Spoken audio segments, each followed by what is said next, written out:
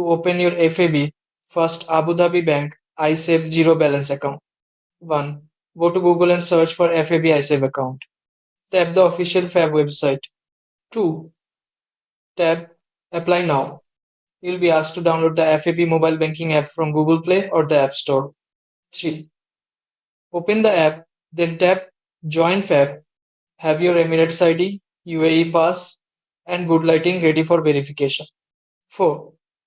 Enter your mobile number and email, then verify both with the OTPs sent to you.